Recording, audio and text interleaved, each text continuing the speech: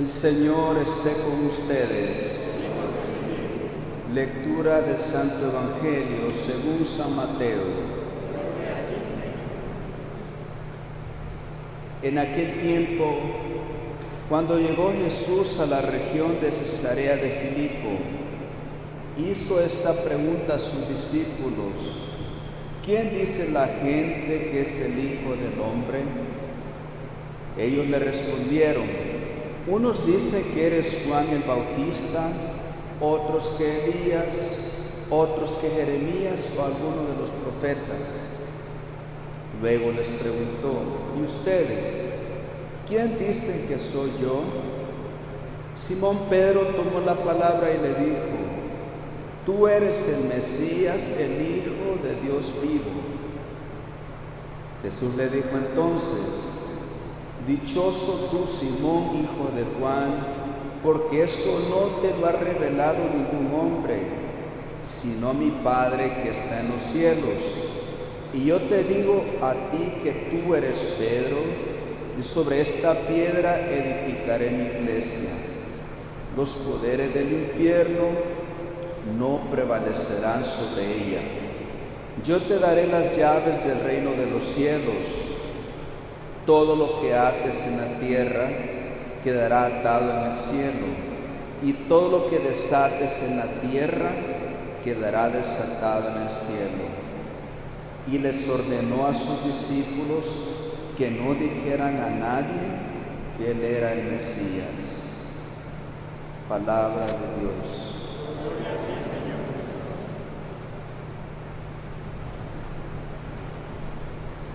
Bien, queridos hermanos, para entender un poco mejor este Evangelio se puede tomar de diferentes ángulos. Hay bastantes cosas en las cuales uno puede reflexionar. Una de ellas es pues que escuchamos en este Evangelio de cómo Jesús está en Cesarea de Filipo. Si ustedes han ido alguna vez a Israel, yo he ido 2 veces, gracias a Dios he tenido la oportunidad de ir, y me gusta poner mucha atención cuando el guía turístico está dando detalles históricos, datos de arqueología y todo eso. Entonces, Cesarea de Filipo queda al norte de Israel. Era un lugar muy famoso. Ya el nombre Cesarea viene del nombre César, del emperador romano que dominaba todo el mundo de aquel entonces. Y en Cesarea de Filipo, hasta el día de hoy hay una montaña muy grande que es como una roca grande, que se creía que es donde nacía el río Jordán, y había muchos santuarios a diferentes dioses. Uno de estos dioses era el dios Pan. No el pan que se come, sino que así le llamaban a un Dios, que pan quiere decir que creían de que Dios es todo. Dios es una banca, Dios es todo lo creado. Era algo falso. También había un monumento a Julio César, que era el que dominaba el mundo de aquel entonces. Entonces había mucha idolatría. La gente, había santuarios a otros dioses. Entonces, ¿por qué Jesús lo lleva a este lugar y les hace la pregunta: ¿quién dice la gente que soy yo? Es como que Jesús está haciendo un sondeo de lo que la gente piensa sobre quién es Él.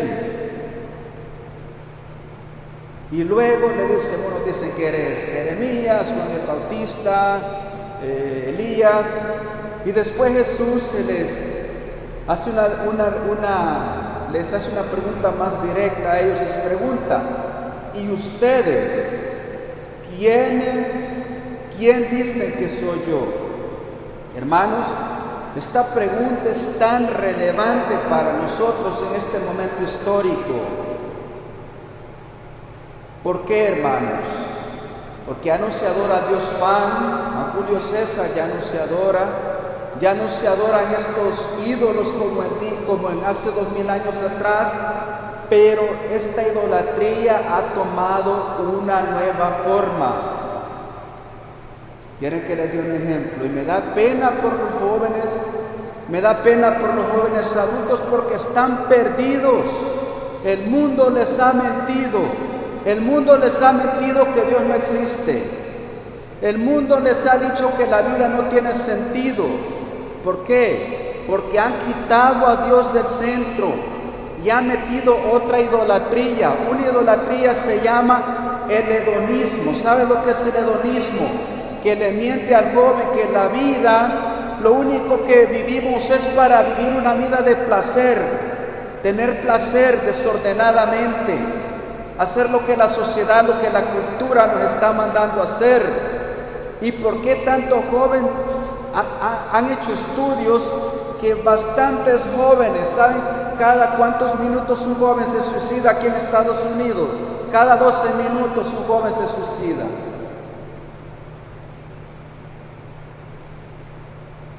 Varios jóvenes durante este tiempo de la pandemia, no sé si es el 25%, han pensado seriamente en el suicidio. ¿Por qué, hermanos? Porque no se ha explicado que el sufrimiento tiene valor redentivo, que cuando sufrimos pacientemente con amor, los podemos unir a los sufrimientos de Cristo en la cruz y que tiene un valor salvífico.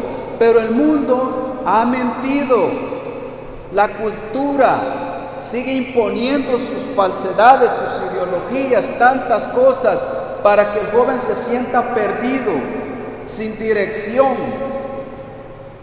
Varios creen que la vida consiste en hacer lo que la carne le pide, desordenadamente. Miren, los jóvenes ya no creen en el matrimonio tampoco. Miren, las mujeres y hombres de mi edad, los que nacimos de los años 80 para acá, hay un porcentaje alto que varias mujeres jóvenes van a ser madres solteras. ¿Por qué? Porque los hombres no se quieren comprometer al matrimonio, andar por aquí, por allá, viviéndola, gozándola, haciendo lo que el mundo le pide, y no vivir una vida heroica, una vida de amor, una vida de amor verdadero, una vida que uno pueda morir por el bien del otro. Eso es lo que el Evangelio nos manda a hacer. Pero eso se ve como anticuado, eso se ve como para los abuelos, para la gente de antes, porque los jóvenes, pues eso ya pasó de moda. El Evangelio sigue siendo el mismo, hermanos. El Evangelio no cambia. Los que tenemos que cambiar somos nosotros. La palabra de Dios no se puede distorsionar, no se le puede buscar diferentes explicaciones, porque la palabra de Dios es viva y eficaz. ¿Cuáles son esos ídolos entonces, hermanos? La mentira, la falsedad, que sigue mintiendo las celebridades, los famosos, estos que tienen tanta influencia entre los jóvenes en la sociedad moderna. No creen en nada, solamente creen en tener dinero, en acumular posesiones, y haz lo que te dé la gana. Sé libre, haz lo que tú quieras, siempre y cuando eso sea tu verdad, dicen. Eso se llama relativismo, así se le llama eso, relativismo. Esta idea falsa que dice: yo tengo mi verdad, usted tiene su verdad, usted tiene su verdad, y no nos metamos ningunos con otros, porque todos estamos bien. Eso es falso. Hay una verdad, y la verdad se llama Jesucristo, hermanos. Jesús, Hijo de Dios, hermanos. Hace un tiempo atrás estaba hablando con un joven, creo que fue a comienzos de este año, que está en la universidad. Varios muchachos cuando van a la universidad les mienten, les empiezan a mentir de que Dios no existe, que no hay moral, y uno puede hacer lo que le dé la gana. Y este muchacho me decía, estábamos teniendo un diálogo, y me decía: pero ¿cuál es la diferencia entre ser musulmán, entre ser hindú y ser cristiano? Si igual, me decía, Buda enseñó una cosa, el hinduismo enseña otras cosas, y hay similaridades entre el cristianismo y las diferentes religiones. Y yo lo escuché y le dije, ¿sabes cuál es la diferencia? ¿Crees tú que Jesús es el Hijo de Dios? Lo que Pedro le dijo a Jesús, tú eres el Hijo del Dios vivo. ¿Crees tú que Jesús es el Hijo de Dios? Y si es el Hijo de Dios, quiere decir que Jesús es Dios. Y si es Dios, tenemos que escuchar lo que Él nos manda a hacer. Tenemos que ser obedientes porque no es cualquier hombre que está hablando. Es Dios mismo que nos está hablando a través de su palabra.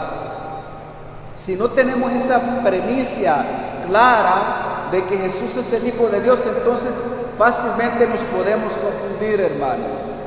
Esa es una diferencia grande que cambia todo. Que Jesús es el Hijo de Dios. ¿Saben cuál es la otra diferencia?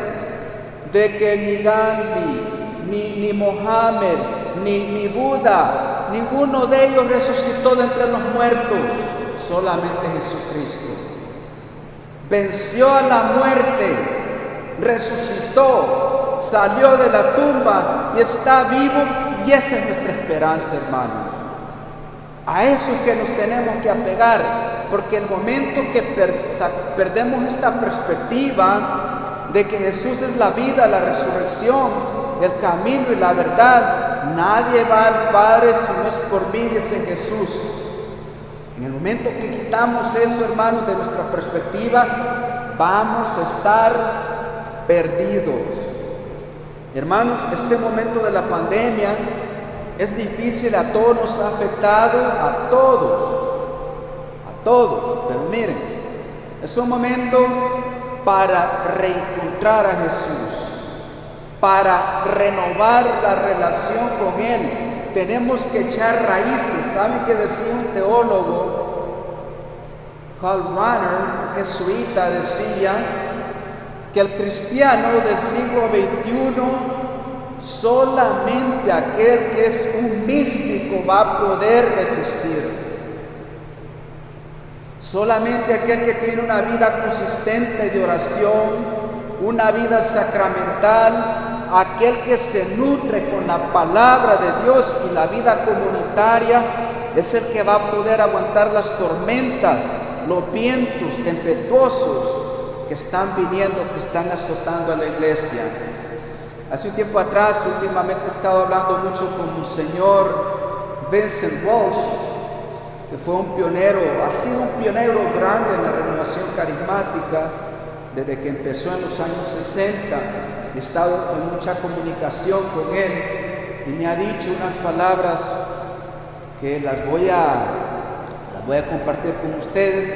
Me ha dicho que como iglesia nos tenemos que preparar porque la iglesia no va a ser como era antes. Se va a hacer más pequeña. Y no nos asustemos. No nos asustemos. ¿Saben por qué, hermanos? Porque muchas personas que nunca han tomado una decisión más radical de seguir a Cristo, ¿saben qué? Van a tomar esta situación que estamos pasando como excusa para desasociarse de la iglesia completamente. ¿Quiénes son los que van a quedar? Los que echen más raíces, los que desarrollen una vida más profunda de oración. El Señor está preparando a su iglesia. El Papa Benedicto lo dijo hace 40 años, que en la historia la iglesia iba a ser un rebaño pequeño, pero que este rebaño iba a ser tan fiel al Evangelio que iba a ser la sal y la luz que el mundo necesita. No nos escandalicemos, hermanos. A lo que tenemos que poner atención es a nuestra relación que tenemos con Dios. La vida comunitaria, ir a la Eucaristía, recibir a Jesús sacramentado, escuchar buenas prédicas, porque no ponga atención a todo lo que usted escucha en YouTube. Miren, hermanos, hay predicadores, hay teólogos que han errado, que no están predicando la verdad. que están llevando a las personas al error. Tenemos que filtrar todo lo que escuchamos, hermanos. No podemos creer todo. Tenemos que preguntarnos, hermanos, tenemos que examinar cómo está nuestra relación con Dios. Recordemos, hermanos, que por muy difícil que se mire la situación, Jesús le dijo a Pedro: tú eres Pedro, y sobre ti edificaré mi iglesia, ni las puertas del infierno podrán contra ella. Históricamente han habido momentos que la iglesia parece que se iba a hundir, hermanos, pero la iglesia que es de Cristo, Cristo la lleva en sus manos y va a estar acá hasta que Él regrese. Pero nosotros tenemos que cooperar, hermanos, a nivel individual y a nivel eclesiástico. Que Él sea nuestra roca, que nosotros podamos seguir y podamos decirnos a nosotros mismos esa promesa que dice: tú eres tú, donde Jesús le dijo a Pedro: tú eres roca, y sobre esta roca edificaré mi iglesia. Históricamente usted puede comprobar que hemos tenido papas desde Pedro hasta el Papa actual, el Papa Francisco. La sucesión apostólica se ha mantenido.